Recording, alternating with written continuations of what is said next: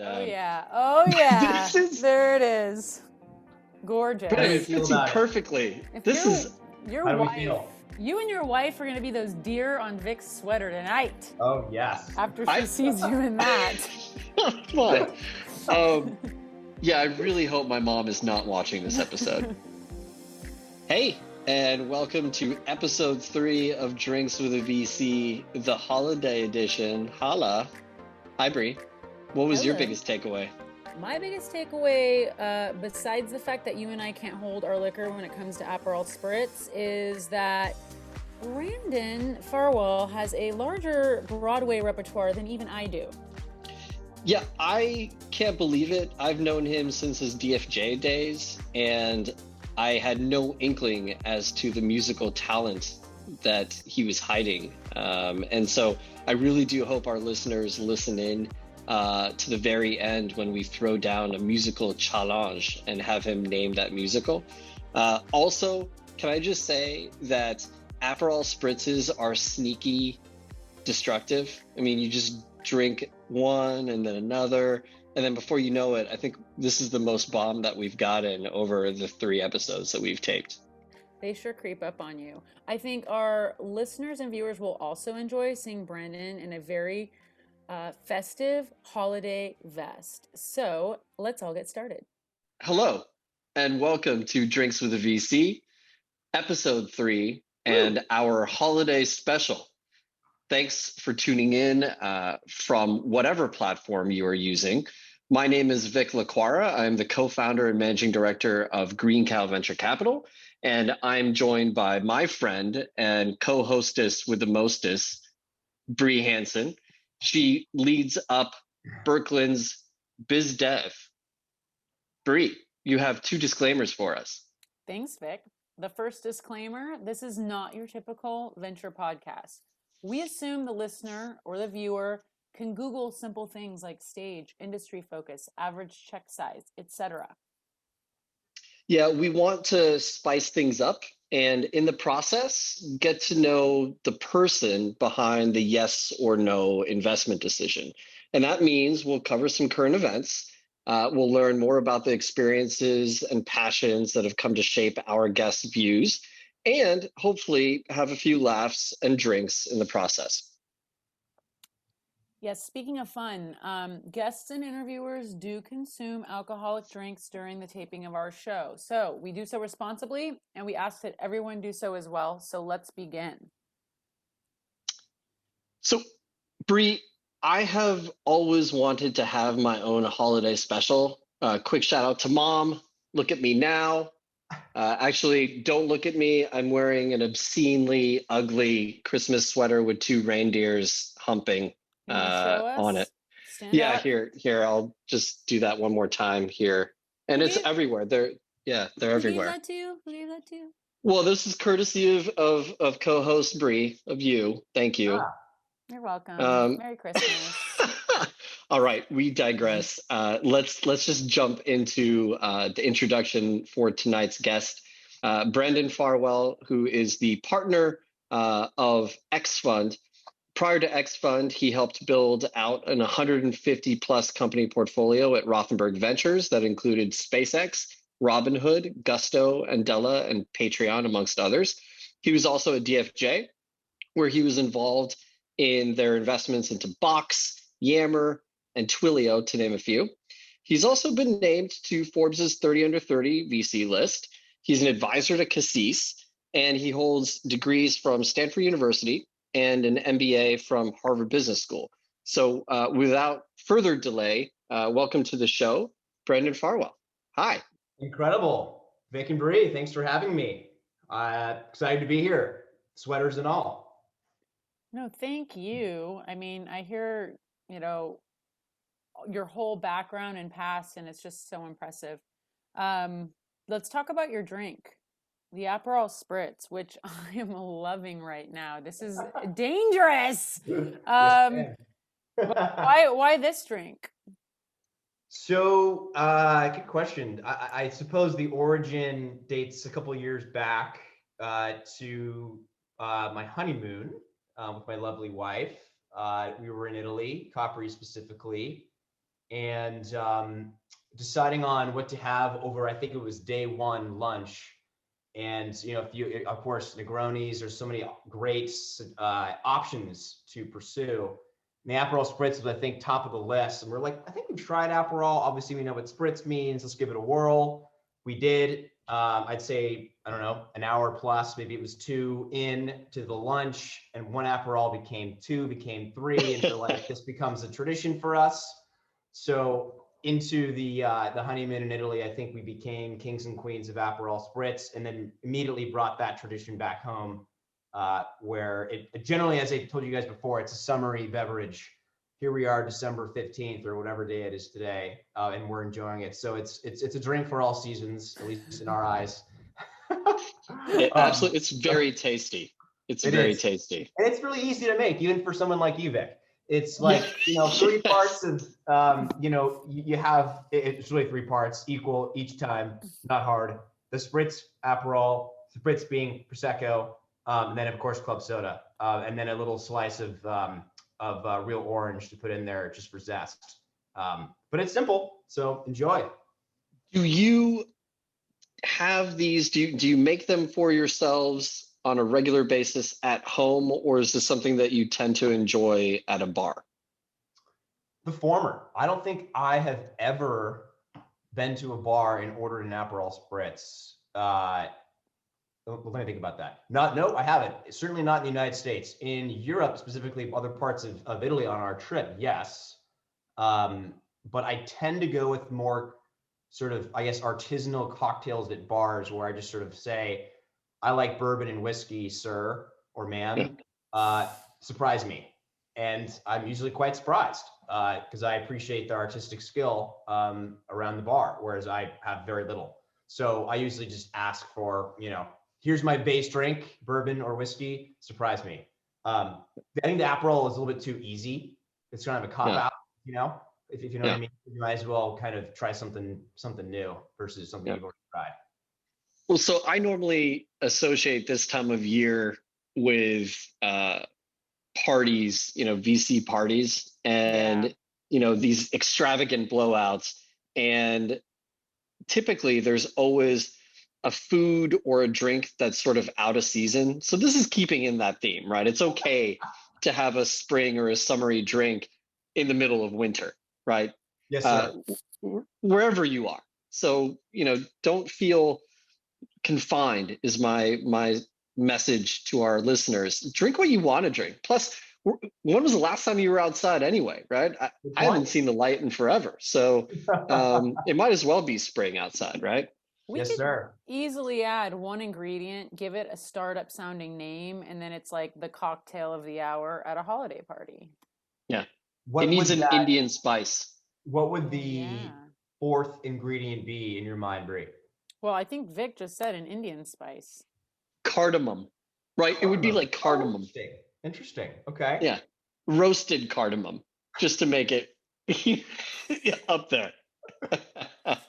And some smoke. Or like a bitters or like a simple syrup, but sure, that works too. We're going with cardamom. Yeah, the smoked cardamom. Do you miss the VC extravagant parties during Christmas time, or are you happy to kind of be at home and kind of bypass that? I am, for better or for worse, a pretty social beast. So I think February to now has been pretty difficult, not being able to see people in the flesh. Whether it's fellow investors or certainly being able to meet founders in the flesh. I always look forward, obviously, to the holiday season, because the VC party circuit is always something to look forward to. And there's a handful of funds that have a recurring traditional party that's always awesome. You guys you're all smiling, so you probably are familiar with some of those groups that they do a great job hosting. And in the absence of those, it's sad. So I am missing it. I'm very hopeful, both fingers crossed here, that next year everything will hopefully become somewhat back to track, at least for the holidays. Next year we'll be able to go back and see folks in the flesh. But I absolutely do miss it. But with that said, there's something to be also be said for being able to spend more time with family. And, I'm recently married. It's only been, a couple of years. And so being able to be at home with my wife, we just got a dog. We have a brand new Cavapoo puppy, which is lovely, named Winston. So we're spending a lot more time, or being able to spend more time with him. So, it's kind of a double-edged sword, I try to see some of the positive in this, which is being able to spend more time with loved ones, of course, in a safe manner. But I definitely do miss the social part of the business. Yeah. Well, we wanted you to feel like you were in the festive spirit today. And we also wanted it to be in the tradition of a VC holiday party. So let's open up box number 1. There's bag number 1, and then there's box number 1 in that bag. Okay. I love how we're jumping straight into VC unboxing. This holiday special is just chock full of holiday cheer. Yeah. So this is first. This is first bag 1 in box 1. I know. Yeah. Bag 1, box the little 1. bag, the little box. Bag and the little box in the bag. Now we know you're used to getting really cool swag at these parties. So let's go ahead and see. Yeah. Please. Let's see what kind of swag open and maybe give us a play-by-play. Okay. Box is currently being opened. The top slid off very easily. Didn't have to work too hard for it. And the reveal is a. Can I please wear this right now? Yeah, please yes. do. Please wear Absolutely. it. It's a beautiful holiday vest. That is incredible. For those who can't see what's going down here, but obviously wish they did, this is a pretty horrendous sweater that also happens to be opened in the chest region, showing off a very hairy male chest. It is a caricature of your chest if you weren't in such fantastic shape, Brandon. And I wish I could be bench pressing more, Vic, but I don't know if you heard, but the gyms are closed. So yes. We have not been able to frequent the game, as it were, much at all this year. Well, go ahead, put it on. Please join us in this holiday cheer. With this, I have the shirt, so I'm gonna don it. Is that okay? Yes. Please. Okay. Now, for those of you at home, we'll give a bigger description. He has like one of those fake tuxedo shirt type things, but instead of a tuxedo, it is a little bit of an overweight man's body, and then it's got a beautiful vest over it. Like just Christmassy down to the belly button, almost like one of those deep V belly button type. Right? It's horrendous. It's actually the ugliest thing I've seen ever. So, it's like those muscle shirts with a vest that you used to see, right? People wear. Exactly. With the fake muscles on them. Only this person's thick. And oh yeah. There it is. Gorgeous. But it fits you perfectly. You and your wife are going to be those deer on Vic's sweater tonight. Oh, yes. After she sees you in that. Fun. I really hope my mom is not watching this episode. Just listen, and that's enough. That's probably too descriptive. Brendan, I actually feel like that shirt fits you perfectly. It does. I'm scared. This will not be the last time I put this bad boy on. This is. I hope not. Nope. It's also coming. So Whitney's my wife's name. Whitney and I are heading off on Saturday to Phoenix to go visit the in-laws, her folks, and this shirt's coming with. Yeah. So they're gonna love it. They will. In fact, I may even wear it on the plane. Make sure you do a little fashion show for your neighbors and Vintage Oaks. Sure, I can do that too. We're on the lower end of the age, the average age here of our neighbors. But I can do some Christmas caroling, and which I think is a great tradition, by the way. That's unfortunately for whatever reason just isn't as common these days. But we're gonna go caroling. Gavin Newsom banned it. Oh, we did? Darn it. Okay. Well, what about at a safe distance? What if we knock on the door, step 10, 15 feet back, That's right. Socially distance yourself and then make sure you're sort of in one of those large hamster bubbles and then put the shirt on. And I think, just wing it. Go for it. Call And your then buddy. the visors as well. You know, the visors that make sure that. Yeah. I mean, we're promoting, safe living and responsible quarantining and social distancing, but that doesn't mean that you can't have a little fun too with folks, right? Spread joy. I think that's gotta the be most safe. important part. Yeah, I don't know when caroling died, and I don't know what part of the United States caroling might still exist. I'm in St. Louis right now, and I'll tell you, no one's caroling. No caroling. Well, there are light shows like I've never seen before, but no one's caroling. My guess is it has to do with weather. In some parts of the country, others are probably a little bit less keen to be outside when it's 20 below. But here on the West Coast, hey, walking over to your neighbor's house, ringing the doorbell and singing jingle bells, that sounds like a great way to spread joy. And COVID. Yeah. Perhaps. You got me on that one, Bree. Well, speaking of holiday traditions, what are both of your favorite Christmas movies? Or holiday movies? It could be a Hanukkah movie too. That's a really good one. So I will answer that by illustrating the movie that Whitney and I watched last night, because it's top of mind, and that is, it happens to be starring one of my personal favorites, this gentleman named Will Ferrell. Perhaps you've heard of him, and he stars in this epic film called Elf. Yeah, that's a special film. There's just a lot of one-liners in that are incredible. And my guess is, and I don't know this, so you have to verify this, that some of that was probably just complete ad lib, just get on camera and Will, you just do you. And he just comes out with some brilliance. That's one. And then two is a little bit more romantic. And that's Love Actually. That one gets me every time. All-star cast, great message at the end. In fact, that's a tradition that we'll continue to have, Whitney and I. I think it's 3 years running where we've made sure we see that over the holidays. So, what about you guys, though? Man, honestly, I think you hit the nail on the head with Love Actually. For so many years before I got married, Love Actually was my anthem. It was like, I'll find someone, right? And then I found someone, and all of a sudden, The Holiday with Cameron Diaz and who else is in it? Kate Winslet and Jude Law and Jack Black. Jack Black, yep. That movie usurped Love Actually for me. I still love Love Actually, but that movie did it, and then Family Stone.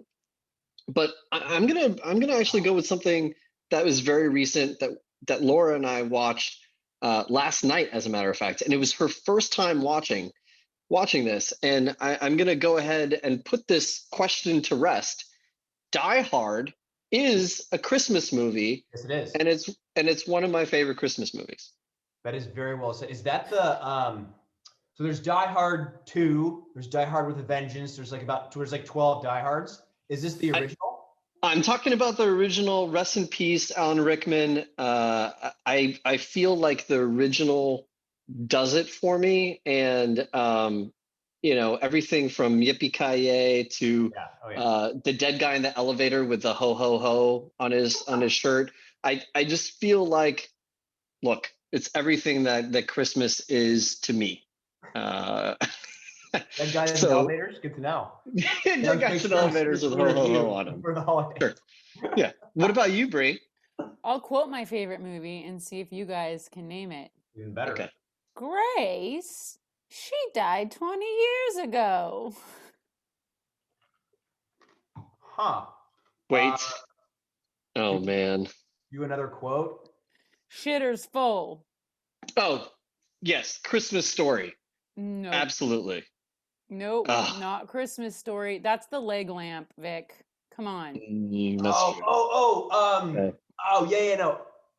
I know this because it's my brother-in-law's favorite. Is that and he does quote, is this the Lampoons? It is Lampoons. Yeah, okay. That's my favorite. Is that the movie with the scene where they're all eating around the table and like the turkey is like super under or overcooked? It's And it's totally like overcooked. It's like yeah, it explodes and then they're all like eating bones or whatever. And it's like super exactly. loud on the table and the plates. Okay, yeah, that's a winner. Now, I feel like this year though, Home Alone is a little bit more up my sleeve because I feel like the Mm. city, San Francisco, is empty, and I feel like sometimes I'm home alone. Rather Yeah. topical. Question on that: 1, 2, or 3? 1. Oh, but 2's good too. Two's good. Definitely not 3. 1 Yeah. or 2. I think in 3, Macaulay Culkin does not Yeah, star. you right? need Yeah, the it's- OG. Yeah, it's Yeah. definitely not on the same caliber It's as 1 and 2. But it's there, so you had to ask.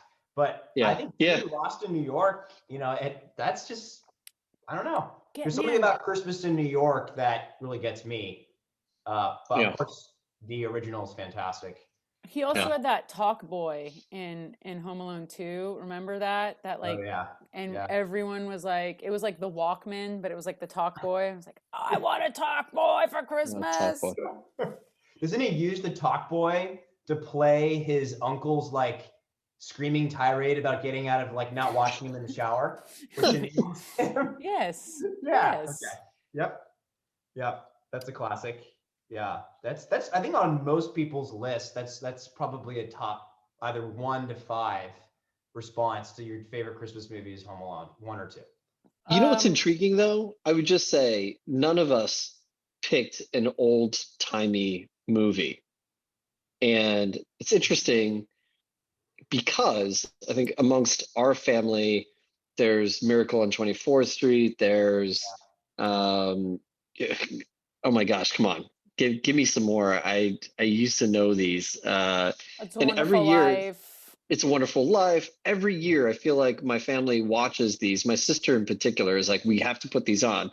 And every year, I'm falling asleep. And I hate to sound like that, but they're just not my thing. So it's kind of nice to feel supported amongst you both, and in my genuine like, they're cool, they're great, but they're not my thing. We're futurists here, so There you go. There you Although I go. will say, I wouldn't say Love Actually is like a highly like isn't like a brand new film coming on hot onto the scene. I want to say that's probably like a 2000 vintage, maybe even earlier. I could be wrong, but that's not a newbie. Oh, and same with Elf. Gosh, I want to say Elf may have come out when I was in high school. But yes, you're right. It's not a from the 80s. Speaking of high school, you were a rower in high school, is that correct? Yes. Well, I think that's pretty cool. It also explains why you have a better body than the one you put on with that shirt. Because you were a rower. Tell us about how you got into rowing. Good question. Let me think about that. How did I get into rowing? So I, in high school, initially played football and basketball my freshman and sophomore years of high school. Loved both. But my sophomore year got a concussion and broke my left elbow, both in the same season. And realized, you know what? I love this. I love the team. I love the camaraderie. I think our freshman year we were maybe 1-9, and then my sophomore year we got a little bit better to the point where we were probably like 7-3. So we kind of did a nice reversal there. But I was like, kind of what else is out there? I know I'm not going to probably go, collegiate levels of either sport. And I give 100% credit actually to my dad. He was also a rower in high school and college. He went to Kent High School out east, and then Stanford. And he said, "Hey, you should check out this sport crew." And I kind of read about it. He had told me about it, and of course, our high school didn't offer it. It's a pretty kind of it's a relatively esoteric sport, certainly on the West Coast.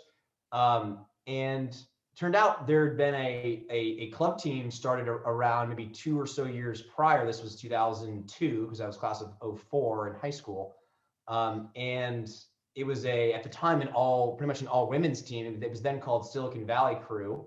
It was all women for the most part, and then they were maybe 2 guys. And then 2 of them actually actually went to the high school that I did. They were seniors when I was a sophomore. And I kind of reached out to them and said, hey, you know, I have an interest in this. Do you mind if I come to a practice? And I did, and absolutely fell in love with the sport. Ended up helping to recruit a handful of other guys to join the crew. So we had a guys team and a gals team, and ended up spending 2.5 years quitting football and baseball, and then spending the rest of my high school career, again, the 2.5 years rowing. Wow. And absolutely fell in love with the sport, went all in on it. Obviously, it was a year-round focus for me, and loved it so much that I ended up going to, I think this was the summer of my junior year, camp, that kind of, you know, training development camp at Stanford, and then was fortunate enough to work with the coach there and ultimately be able to row there in college. And to this day, my favorite book, and they were supposed to make a movie on this, but I think it got lost in the Weinstein issues, called Boys in the Boat. Yeah. If you're familiar with the book or the story, but it depicts the University of Washington varsity in the early 1930s. That crew ended up being national champions. This was the, again, University of Washington crew. It was actually the freshman boat, not even the varsity boat. They beat all, you know, the conventional rowing greats and elites, typically out of Harvard and Yale, et cetera. And ultimately, at the time in the 30s, it was the boat that won the national championship that became the U.S. Olympic boat, as opposed to pulling guys, you know, 2 from Harvard, 1 from Yale, 1 from wherever. It was, they pulled the whole boat, and ended up beating the Nazi Germany in 1936, I want to say, Olympics. That boat particularly won gold. Of course, this is right around the same time as Hitler was elected chancellor. And so literally the American boat in lane 6, which had never won, they were placed in lane 6. Of course, the Germans got lane 1, the best lane, where historically every crew in the races leading up to the finals won. They were shoved into lane 6, won handsomely, I think by over a length, which means the length of the boat, which is easily 3+ seconds. And just the story of these misfit guys, most of which obviously from Washington, you know, grew up at, you know, loggers, laborers, just salt of the earth men, coming here and beating the Germans. Just an incredible story. It's hard to really articulate just how incredible that backstory is, especially when I think 2 of the guys got sick while they were there. I think 1 even got pneumonia. I mean, it's an incredible story of adversity for those guys, and then coming through with the gold in the end. I mean, it's just it's a great sport. It's a great book. Highly recommend it. And the Germans are known for being incredible rowers, correct? Tough to argue with that. Yeah, I was very fortunate to go in 2012 as a spectator, absolutely not as a participant, in the 2012 Olympics in London, where I had a few teammates of mine from Stanford in the 2 in the 8, 1 in the 4, and 1 in the pair compete. And that year, the 8 got 4th place, which was fantastic. But of course, the Germans got 1st. I think followed by the Canadians and the Brits. But it's generally, yes. I mean, it's usually the Germans are, you know, top of the line, 1st through 3rd. Of course, also the Brits, Canadians, and Americans are kind of all 4 vie for that top position. But yeah.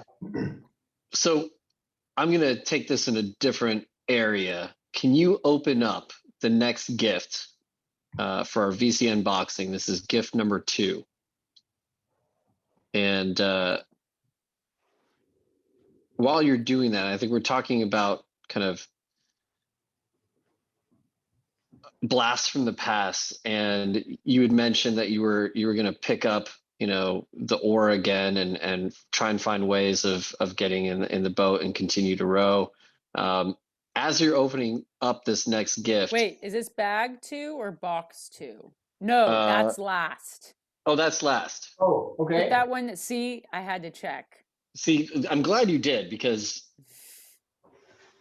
let me tell you, It a would have little been bit of Apparel okay. Spritz goes a I long way. know. This thing is, these are buzzy. Can I just say, our first guest was Old Fashions. Our second guest was Macallan. And This I is feel the like drunkest I've been. this is the drunkest I've been. Yeah. And this is the least amount of alcohol by volume. It's sad. Did we lose Brandon? Brandon, did you fall in the bag? Is it bag 2, box 3? Yes, it's bag 2, box 3. Okay, perfect. Here we go. There's at least 3 items in here. Should I pull all of them out? Okay. That's correct. I'm eating the orange on the Aperol now. Oh, it's so good. Oh my gosh. Tasty orange. You guys, wow. Christmas came early. No kidding. What are you looking at? So tell the audience who cannot see you and the audience who can what you're looking at. Incredible. Geez. So wow, you guys, thank you so much. This is extremely generous and thoughtful. Wow.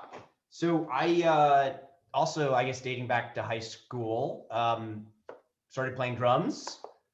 Did so in my high school jazz band, not to add to my weird quirks, but ended up also starting being a part of a band with a few other high school friends, playing classic rock and thinking that we were, the next coming to Led Zeppelin or the Rolling Stones, which of course we were far from that, but at least we had fun.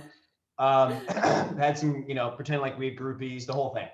And so what I'm holding here as a very generous and thoughtful gift are 2 sets of sticks, which are very nice, wood tip sticks, beautiful. And looks like a chop builder pad, which is typically what you use to practice doubles, which is just ways of just doing like quarter notes or 16th notes on a drum or a cymbal. You can practice on a pad on the go as opposed to having to carry your drum set around with you. And I think that's what this is. Yeah. Yeah, we got you some practice pads of various sizes there. Amazing. And we felt like it went with the theme of Christmas because you're a drummer, a little drummer boy, Maybe you could play us a little pa-ra-pa-pum-pum. Pa-ra-pa-pa-pum, indeed.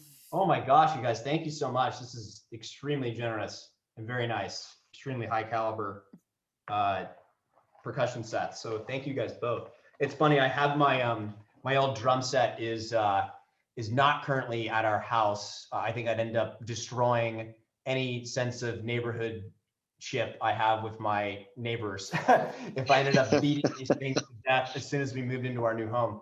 So the plan is to ultimately get an electronic set and, believe it or not, bring the band back together with a few of my high school friends who are still playing guitar and bass. This will allow me to sharpen the skills, which are extremely dusty. It's probably been a solid 7 to 10 years. But again, this is so kind. Thank you guys. So I was just thinking about this, between oars and drums, drumsticks. Obviously, you've been in bands, you've road crew.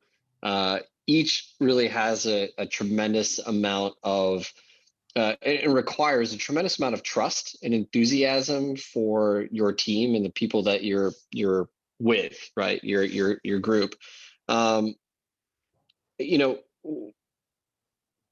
Can you tell us a little bit about, and not to switch subjects entirely, but can you tell us a little bit about your team and your crew currently at XFund and how that came about, and some of the qualities that you saw that just really stuck out at you, and why you joined Patrick and company? Sure, of course. This is perfect timing as Bree continues to add Prosecco to her drink. Well done. So I think I guess I'll answer that with a bit of a story. First, in part, people love stories. And second, I think it kind of ultimately illustrates how and why I joined Patrick. So in 2004, 2004, and I was a freshman, growing up in the Bay Area and Silicon Valley, I've always been super interested in tech and entrepreneurship and investing. And I elected to join an organization on Stanford's campus called BASES, which is the entrepreneurship student-run club on campus, and helped to lead that club for the team was obviously just me. Fantastic team, actually, that I'm still very close friends with, many of which have gone off and started companies and are CTOs of public companies, and it's an incredible cohort of people. And through that process, met Patrick because he was a newly minted partner at NEA. I want to say this was, again, 2004, 2005 timeframe, and NEA became a sponsor partner organization to BASES. And so I met Patrick through that context. Became friends, hit it off. He became a phenomenal mentor and advisor to a company I was a part of with a few other colleagues from undergrad. We had built a solution to help high school students to assess and ultimately predict their candidacy for undergraduate admissions. So the very stressful black box process of applying to college, we tried to illuminate that black box to a certain extent and build a kind of data-driven approach to understanding your likelihood of acceptance into certain schools. Of course, not everyone has access to or can afford college counseling services. So we kind of built a scalable software solution to address that problem, which honestly, even 10 years plus later is still acute. You have people now, I mean, you saw parents are, paying schools and trying to figure out finagle ways to get their kids into school. I mean, it's certainly still a problem X many years later. And Patrick was a phenomenal mentor and kind of advisor to that whole rodeo. And when I did my initial foray in the investing world in 2010 with DFJ, we had looked at a bunch of companies together. NEA and DFJ were co-investors in a handful of companies like Box that I was very fortunate to be able to work on and learn a lot from. So we kind of got to know each other in sort of a mentor-mentee, co-investor, friends context. And then, Patrick had headed the consumer team at NEA for nearly a decade. So, his sort of superpowers are very much so D2C and looking at, e-commerce and marketplaces very much so with the consumer lens. And, I'm just bad at that. It's not an area that I can get lucky every now and then, but he's just extremely good on that front. Whereas most of my career and focus has been on the B2B side. Infrastructure and application software, B2B in nature for the most part. So it's a great kind of complementary partnership, if you will, between the two of us. And of course, what's more important than challenging each other, from coming at it with different thought processes and of course perspectives. Another thing I didn't quite appreciate and realize until we actually started putting the rubber to the road and actually working together is, Patrick's network of both founders and investors is different than mine, almost completely different, because he's, kind of knows the, general partner currently running and managing XYZ firm up and down Sand Hill Road or beyond, kind of network echelon, whereas mine's kind of like the next generation below, if you will, the up and comers, kind of younger folks. And so that kind of network bifurcation has been highly accretive to us going forward, where we can get introduced to, almost anybody up and down, the kind of firm hierarchical structure, if you will. So that we didn't realize, but has been super helpful. He's like, yeah, I know XYZ who, run, Benchmark or whatever. And I know the next kind of generation to come who may have just been promoted to partner or what have you. And then same thing with the founders, he kind of knows a different generation. So you bring up generations, and I think so much of what you do at XFund relies on the connections that you have with student organizations, entrepreneur organizations within universities, and their faculty and advisors, et cetera. How is COVID, in particular pandemic? I have nieces and nephews. I know how they've gone off to college, and their college experiences are so different from UI or Bree's college experience. How has that change brought on by the pandemic kind of altered the way that you all work with universities and colleges? Yeah, phenomenal question. So a bit of origin to the fund, and then also kind of how the pandemic, to your question, has altered, if at all, our kind of run of show and how we meet founders and support them. So originally, XFund was founded by Harvard University, NEA, and Excel partners to really be a for-profit commercial supportive entity to a brand new engineering school that Harvard had founded way back in 2011-12 timeframe. And in order to continue to embed really entrepreneurship at the core of this new engineering school, let's have a venture capital fund right on campus to promote creativity and entrepreneurship right on campus. And Harvard, of course, is historically helped to produce some incredible transformational technology startups, anything from Microsoft to Zappos, obviously to Facebook, et cetera. So what a unique gem, what an incredible opportunity to be able to leverage that network. And not just exclusively at Harvard, but the dean at the time of the engineering school who really helped get the fund up and running said, hey, you should not exclusively back Harvard engineers. I mean, this is a brand new engineering school. Right. You should draw talent into this new community, this new platform that we have here, but back everybody and work with other schools.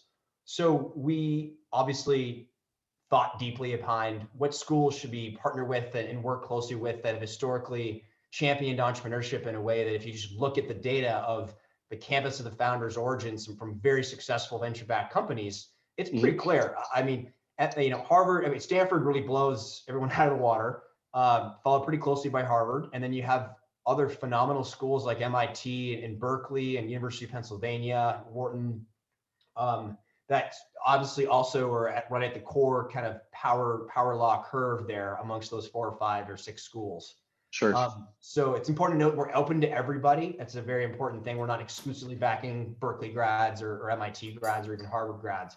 But we've built, to your point on like a squad, your team, your crew, we've built a longer tail institutional network and relationships with certain faculty and student groups across the core campuses that we focus. And those are the core campuses that I just highlighted.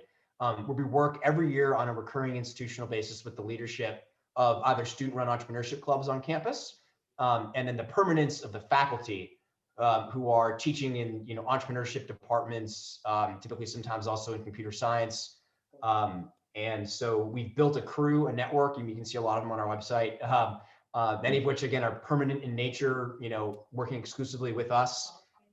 And it really helps us to navigate the university, to find the gems, to find the next generation of highly creative, entrepreneurial, ambitious founders super early on in their journeys.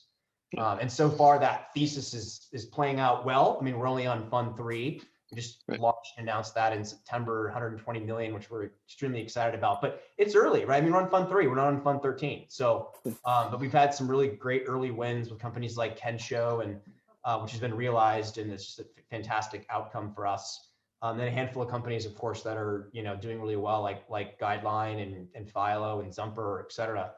And so how we've changed, if at all, during the pandemic is it's actually, we've seen a huge influx of net new deal flow actually because of the pandemic. Students, as opposed to coming back for their second year in B school or their senior year of college, they're like, you know what?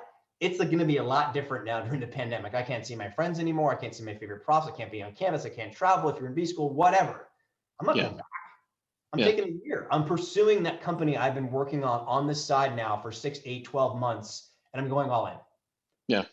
And so actually our deal flow is actually increased across our core campuses because in part spawned because of the effects of the pandemic. And it's students, many of which trying to solve their own problems like synchronous and asynchronous communication, building new like workstations for people to collaborate on. I mean, it's been a lot of pandemic related problem sets that they're trying to solve for, which has been a pretty recurring theme that we've seen. And so if we had started now, if we had started XFund in 2020 without the institutional relationships and network to find these people and identify these founders and help them, it'd be a lot harder. But since we've kind of built these and have had the flywheels going of kind of knowing being in the right circles and finding these founders early on, which has been the case now for 8, 9 years or so, it's been a lot easier. Yeah. Obviously, it's impossible for us to see everything coming out of certain universities. I mean, that would be a crazy claim to be able to say that. But we're Sure. doing our best to be able to see, I think, a lot. Yeah.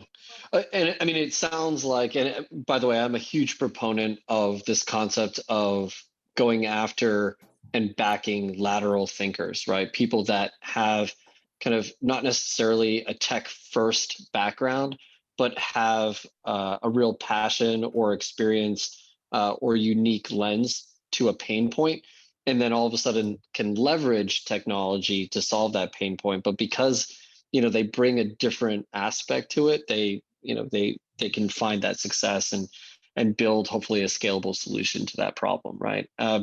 So everything is sounding like it's working in great harmony, right, amongst XFund, but that hasn't always been the case in all the teams that you've been on.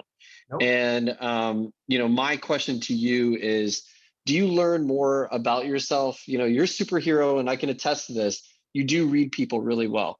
Do you think that you add more to your superpower when things are so harmonious, or do you feel like you learn more about yourself and find your superpower in a less harmonious kind of environment, which you've been privy to?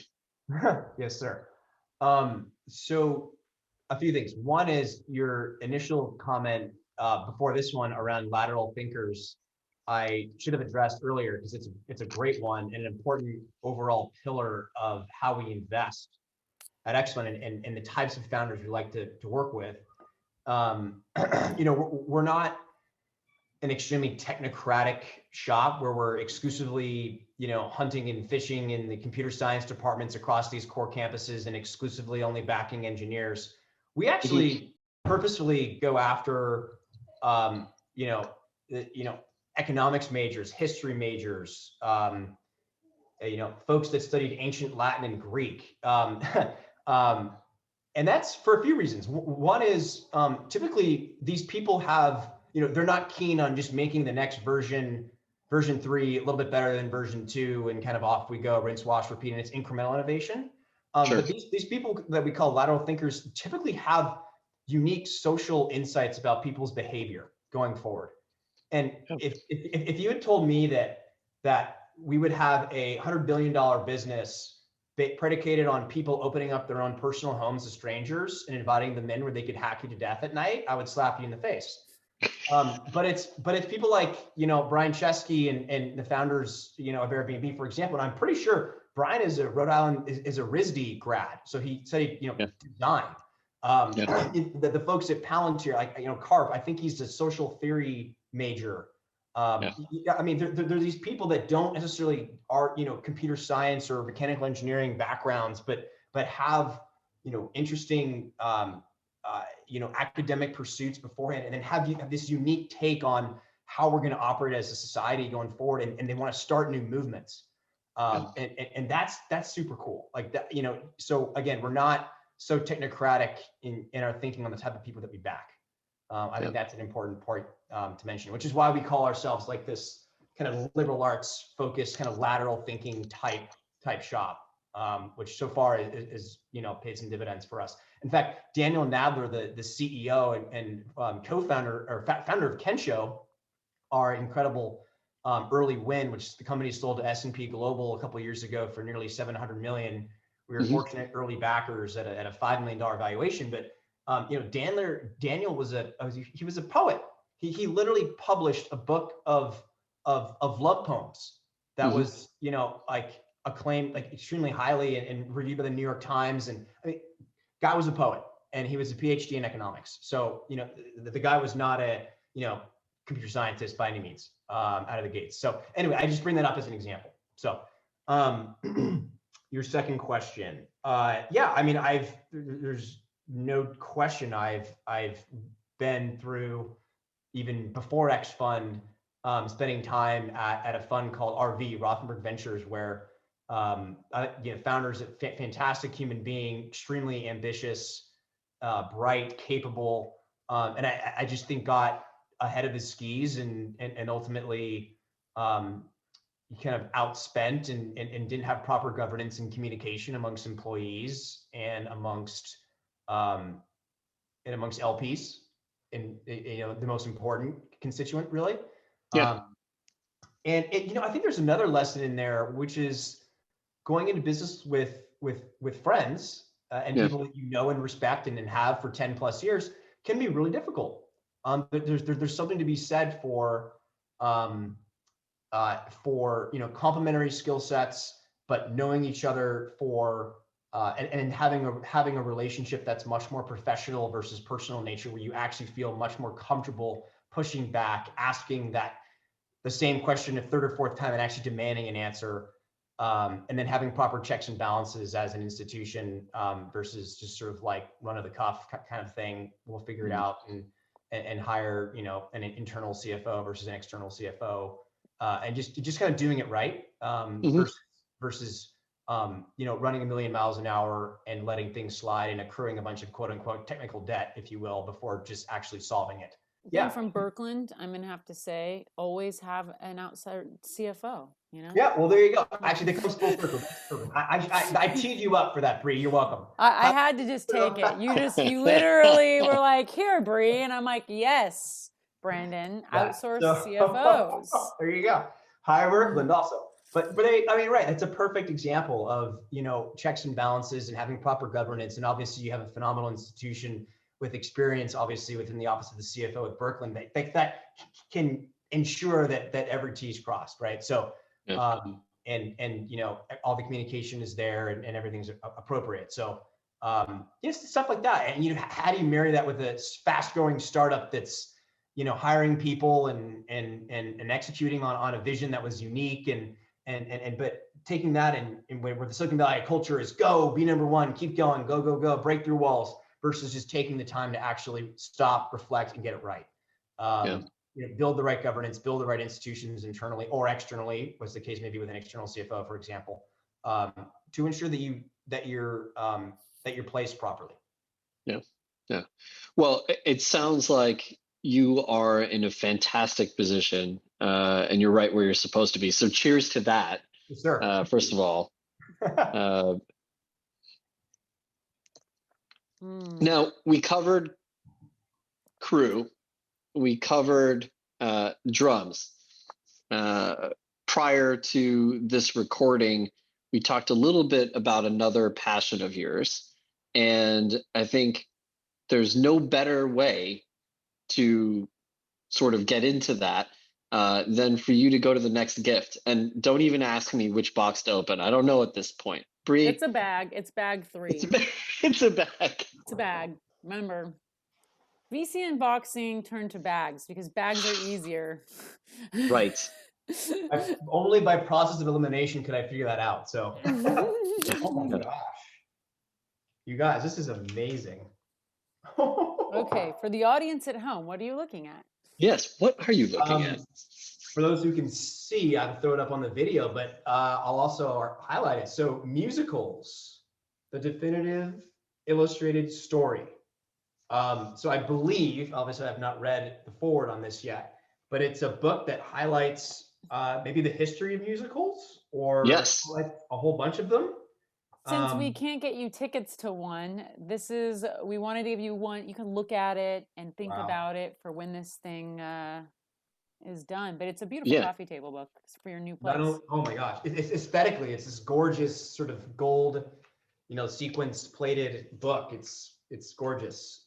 Thank you guys so much. This is, again, thoughtful and creative. Thank you. So are you an actor, singer, dancer, actor? What's your order? Definitely not dancer. I can pretend that it'll be ugly. I would say more, I guess we can revert back to high school days, but more kind of actor and then wannabe singer and then awful dancer, if I were to put them in order of 1 to 3. This also kind of references, background and family. I grew up in a family where we just loved musical theater. We, between San Francisco, New York, and London, we would, as a family, travel with the sole purpose of going to see shows. And so, we became utterly obsessed with a lot of Andrew Lloyd Webber stuff, including Phantom of the Opera, and really got into Wicked, and personally for me, Les Miserables, but I was also fortunate to be in it in high school. And it just adopted an affinity for musical theater, not necessarily just not like plays, but actually like musical theater. And so, getting back to high school all the way through now, I think at least in non-pandemic times, I'm going to a show 3 or 4 times a year, if not more. I love it. It's, some people make fun of me for it, and that's cool too. But I just think it's just such a, not just highly entertaining, but just the incredible voices that some of these people have. I guess all of these people have, married to the talent around being able to act and be on and be expressive, day in and day out, when you're literally doing the same darn thing every day, if not twice a day, is extremely impressive. And then, you read about some of these folks that, start in the role of Phantom or start in the role of Valjean in Les Mis, and they literally have done it 4,000 or 5,000 times. Think about that. Literally doing something day in and day out for 3 or 4 years, to the point where you're doing it thousands of times, singing the same notes. Yet at the end of the whole thing, you're still like uber passionate about the character. And every time you go in with your game face on it and you freaking nail it. Like, that's awesome. That's dedication. So yeah, I've just been super interested in musical theater. And, I will say, Hollywood kind of got it wrong. Like, they, as much as I love, Hugh Jackman and Anne Hathaway and stuff, but like Russell Crowe, I mean, I think there were a few miscasts in Les Mis, the movie. I don't know if you guys saw it, but I think it was good, but it could have been a lot better. And Vic's like, yeah, I know what you mean, man. And then same thing. I mean, Gerald Butler as Phantom. I mean, the guy is too. He's, he needed to be a little bit more kind of gritty. He was a little bit too much more of a romantic lover boy. I mean, that's not the Phantom.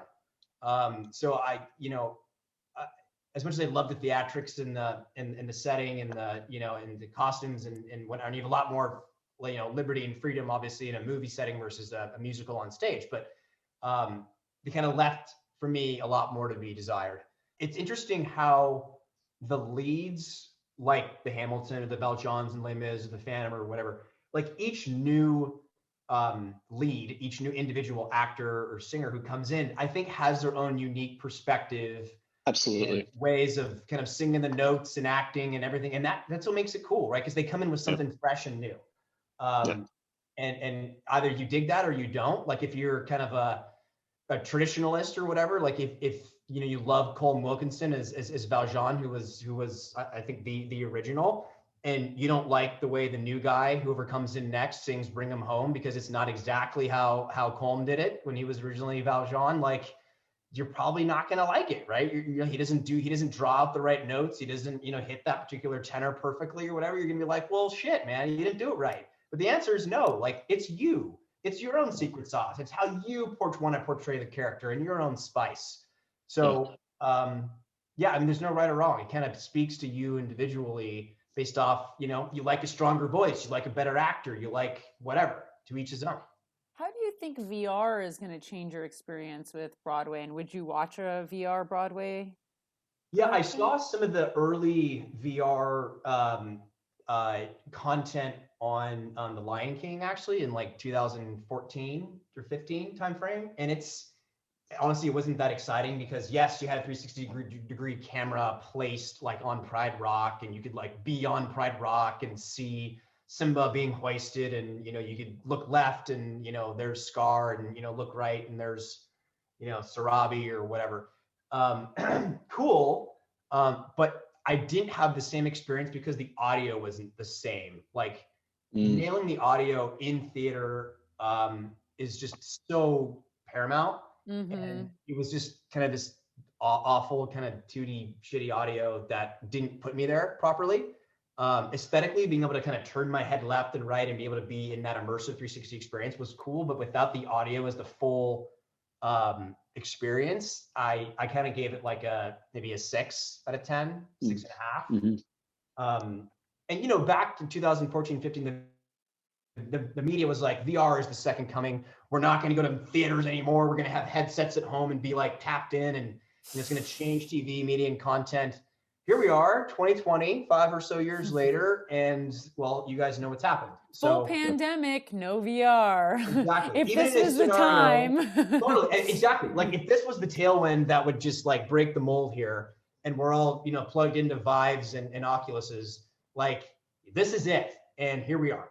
And I don't know how many have been purchased. They're certainly putting a lot of marketing behind it. Yeah. But I just think, without the killer content and, for a while you had to be tethered into a crazy computer. I mean, there were a lot of, and we were still figuring it out, and that's fine. It's just the media took hold and said, this is it. This is it. This is the next compute platform.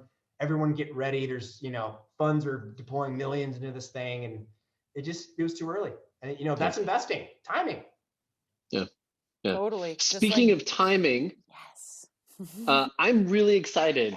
I'm rubbing my hands together in a nefarious kind of evil way. Bree has cooked up this next segment, especially for you, Brandon. So we're gonna play a little Name That Tune. Oh boy. Okay. Okay. Here, get your game face on. Rules.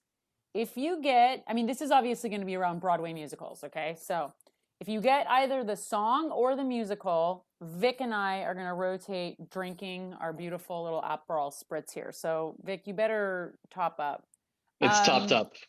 There's no ice left in my glass. I have the same Aperol problem. Spritz. I know. If you get both the song and the musical, both Vik and I have to drink. And if you get neither correct, which unfortunately I think you're going to get all of them correct based on our conversation, you have to drink. There's going to be, there's one or two, but okay. Now, according to an article I read on the internet, we can play up to 10 seconds of a song without our video being taken down or possible copyright infringement. So I also chose low quality karaoke versions that will allow you to sing if drunk enough as well. Okay. Ooh, so let me get started with... This is good. I'm excited. I'm like losing my voice, so it's going to be awful if I decide to belt out. But we'll see if I actually recognize any of these, but I'll do my best. I feel like your knowledge of musicals is super, and my liver are both needing to be at their peak at this point, because you're not going to miss, and I'm going to have to drink the whole time. Okay, can't wait. Okay, so let's go. Here we go. I'm regretting this. Oh, that's Oklahoma. Yes, it is. What's the name of the song? That's Curly's first song. Oh, What a Beautiful Morning. Ugh, we both have to drink, Vik! I was hoping you would get that one. Nailed it. Gonna get annihilated. So you were in Oklahoma, is that correct? I was in high school, that's right. Who'd you play?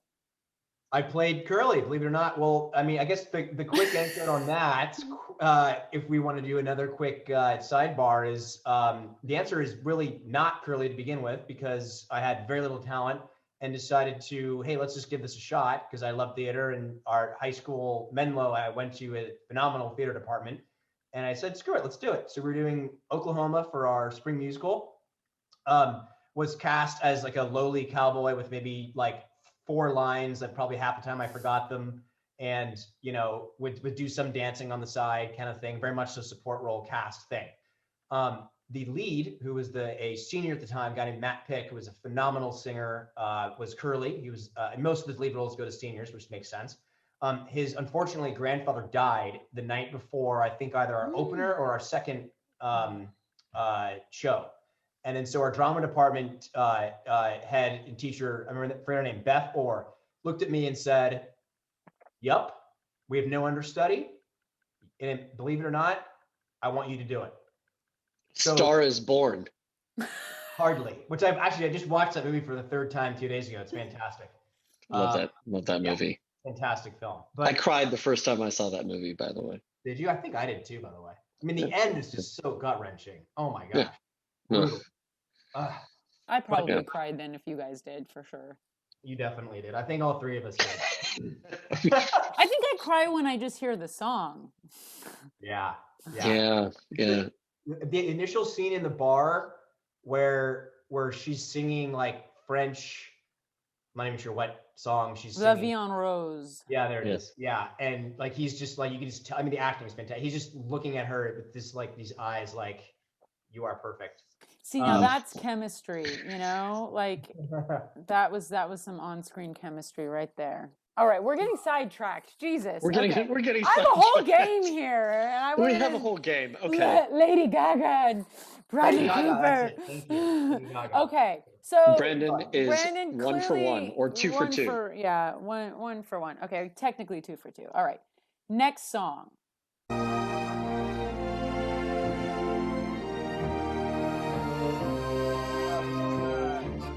West Side Story. That is correct. Oh, But man. what is the name of this song? What song? Oh gosh. You know, I don't know. Yes, only one of us has to drink. All right. We're excited Only about one. that. Okay, the song wait a is minute. Take it on the chin. It is a duet by Tony and Maria. Tonight. That's right. Dun, dun, dun, dun. That's right. I know Tonight. you've seen West Side That's right. Story. Yeah, of course, numerous times. It's a classic. It's definitely in my new little musicals book that you got me. So thank you again for that. Okay, ready? Oh my gosh, one of the best. All I Ask of You, The Phantom. Yes. Come on. Ugh, Great. we both have to drink. I know, was- but this was the easy That round. was the biggest softball. Come on. It means both Okay. of you, Vic. Come on. All right. We Okay. have one more song in the softball round, and then we go to round Okay. 2. All right, let's go with song number 4 in the easy round.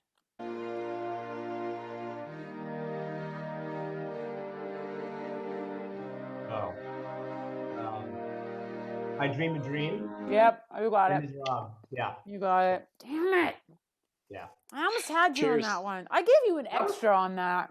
That was a tough one because that rendition of it I hadn't heard. I mean, not that Yeah. I've heard every rendition of it, but that was a different intro that I'd heard before. But once the chorus part of it set in, it was pretty obvious. Yeah, again, trying to avoid the copyright infringement with low quality karaoke version.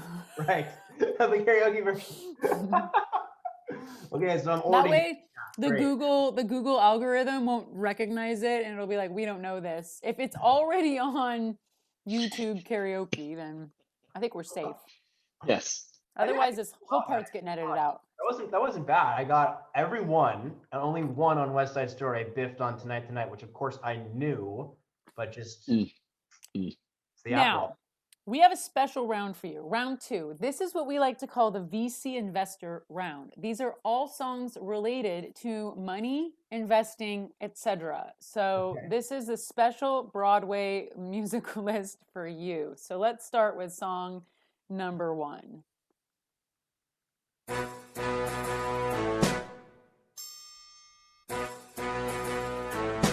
That's all I'm giving you. If you don't know that, then you don't know it. Is that from Moulin Rouge? But is that either Moulin Rouge or a chorus line? Oh, you are in the right direction, but you are not right.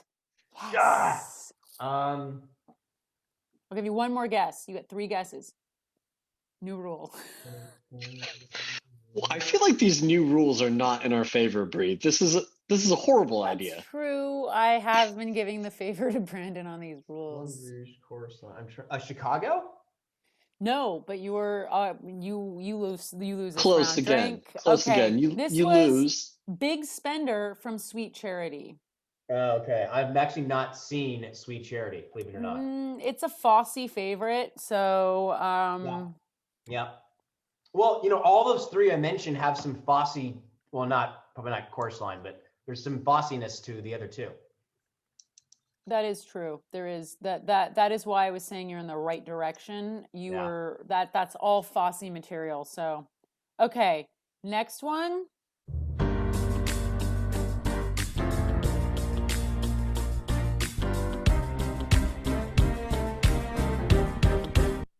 Okay, that's all you get.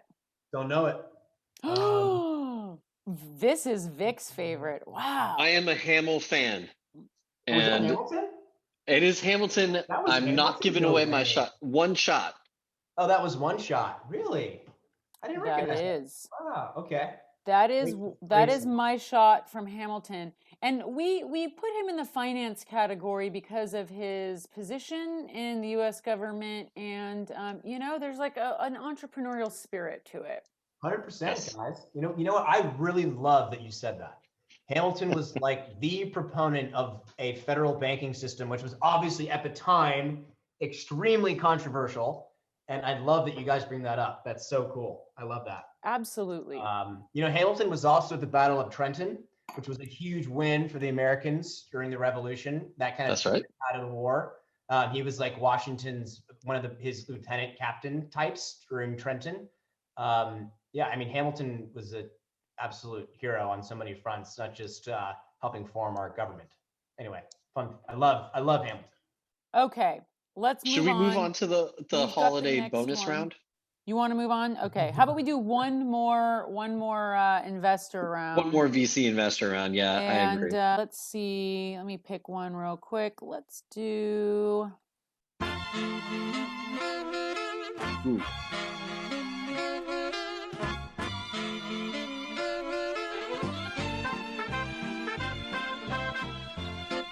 Ooh. I don't know, but judging by kind of like the tunes and the melody, could it be South Pacific? Two more guesses. You're in the right. What? You're in the right. Yeah. Okay, sorry. Vic's like, no, he's drinking. Gosh, I'm in the right what? God, it's too old for any of the more contemporary shows. It's kind of an oldie.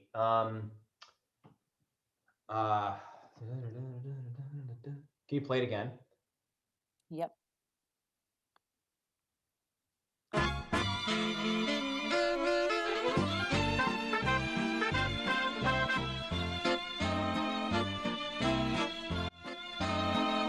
I definitely don't know it, but I can guess just by kind of like the melodies and stuff, but I'm definitely not going to get it right. Like 42nd Street or... Ah, yes, it's 42nd Street. Damn it. Wow. I thought we had him. I think it's my turn to drink. Now, are you going to get the song right? Because remember, the song is going to be themed towards investment. So if you know the musical well, you may guess the song. So I've seen it, but it's been a long time.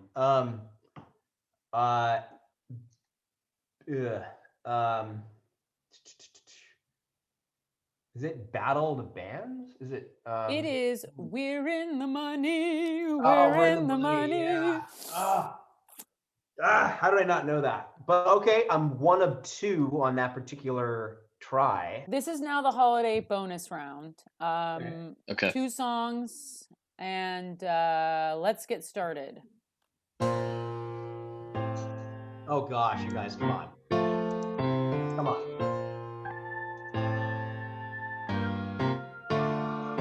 I love that riff. Okay.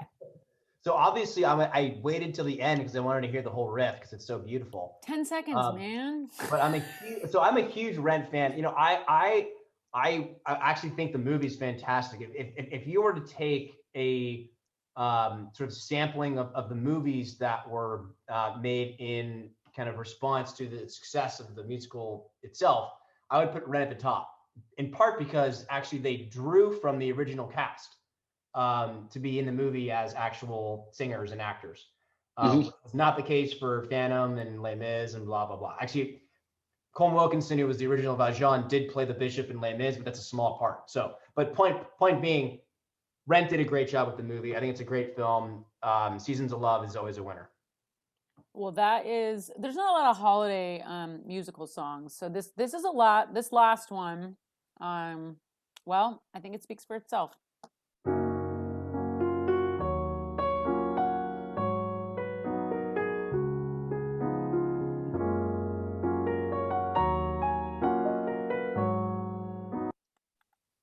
That's a musical? That just sounds like a Christmas song. Is it Christmas Carol? It is a Christmas song. Nope. It's not from No. It's not from Christmas Carol. The person's by Judy Garland, the singer. And I happen to be in the city that's referenced. Of St. Louis. St. Louis, yeah.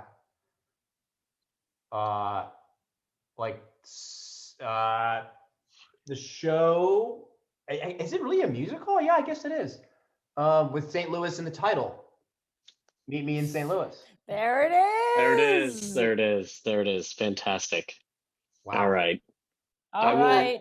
I will drink on our behalf, Bree, and really at the same time wish everyone a happy holidays to that end as well.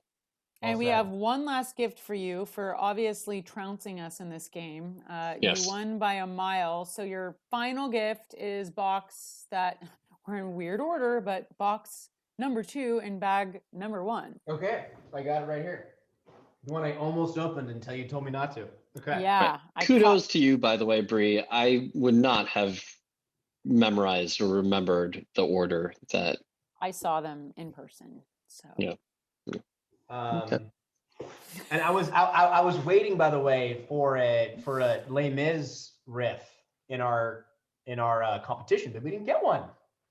I guess it's not really a Christmassy or money related show. So we did I Dreamed a Dream, didn't we? Oh, I guess you're right. You're right. We did. Good call. Oh my gosh. By the way, how did you guys feel about Anne Hathaway on that? Do you guys like her in that or not? Is she gonna listen to this podcast? I'm just kidding. Yeah, she was all right. I remember I saw Les Mis when I was in high school on Broadway, and I remember like sobbing probably harder than I've ever sobbed for anything in my life on the floor of that theater. And then watching it in the movie theater and being like, not hitting the emotional beats as hard. You know? I feel it's an extremely, in my opinion, accurate analysis. Although I think of the leads, I think she did the best job. I love Russell Crowe. I think he's a great actor. He's a tough guy. Awful, just terrible casting because he can't sing. Can't sing. Awful. And then Hugh Jackman is great. His tenor is good, but I think this could be a lot. It just wasn't full enough for me. And then Amanda Seyfried as Cosette was just off. Terrible. Just well off. I think she's great. She's awesome in Mean Girls, but she's in Mean Girls, right? So she's in Mamma Mia though. She's in Mamma Mia. Yeah, that's true. Oh, that's right. That's a show. That's right. She's in Mamma Mia. I will like to say, she is in Mean Girls, the show. The movie. Yeah, she is in the movie. She plays the dumb girl. She's hilarious in that. Yeah, she actually did a great job there. But anyway, it's a miscast in Les Mis. But look, you will never get a fellow Vassar alum to speak badly about Anne Hathaway. So on that note, I think Anne was fantastic. I think both of you are out of your minds. I didn't say she was bad. I said I said relatively speaking, I thought she was the best, and that she was good. I mean, look, she cut her hair off for the show, guys. True. That's dedication. Yeah. That's dedication. That's dedication. So what's the gift, Brandon? What did you win? This is just above and beyond the call of any duty. This is incredible. Where did you guys get this? We had it made for you. Did you really? Yeah. Oh my gosh, you guys, this is again way above and beyond. It's a beautiful Stanford crew vest that is just, first off, the perfect size, and it just, I guess it's personalized. I didn't realize that. You guys, this is so nice. Thank you.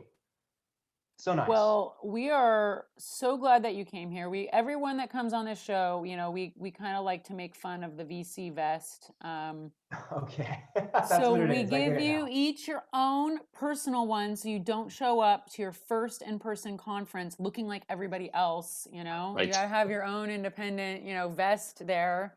And we felt like that represented you fairly well, because it represented your Stanford and your crew, and you are a guy who's a leader and brings a lot of team spirit places you go. So we thought that would be your vest.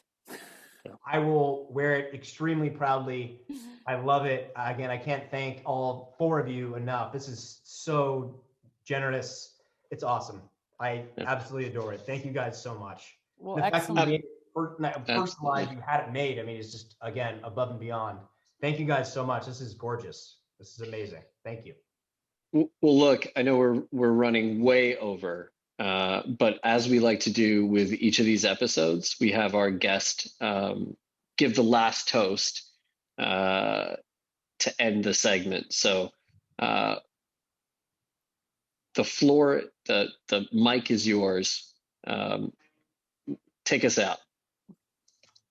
Well, I will reiterate thanks to all four of you and Burkland at large. Thank you guys so much. A, for having me, and B, for all the prep work and just how thoughtful and creative every single gift, discussion, question here was. I'm just blown away. So thank you guys. This is obviously a terrific pod. Can't wait to listen to it. Not just mine, but the many prior and in the future. I think the toast here, you know, there's a lot of things to be thankful for. Obviously, during the holiday season makes it even more acute. But I want to wish everybody who is listening, and of course, everyone's still on this call, to be safe, healthy, and look into 2021 with a very positive eye, because I think it's not a very high hurdle to jump given what's happened in 2020. But as an eternal optimist, and it's my job as a VC, I think I'm just born and bred this way, to be optimistic and believe in people, and I think 2021 will be hopefully a almost complete about face once we get the vaccine distributed appropriately, and getting people back to work, and being able to honor our frontline workers first, obviously, to make sure that they're safe as a priority, and then getting people back into their jobs, happy again, seeing each other again, and just imagine the parties. It's going to be awesome. Once we actually get back together in person, enjoying each other's company, family, more importantly, also friends too. 2021, it's going to be like Gatsby, you know, where it's like giant blowout parties with champagne dripping from chandeliers. I just can't wait until we can all get back to some sense of normalcy, to be able to enjoy each other's company. And I'm optimistic at that. So cheers to that. Cheers to that. Cheers. Thank you for joining us. Cheers. Yeah, my pleasure. Oh, that was awesome.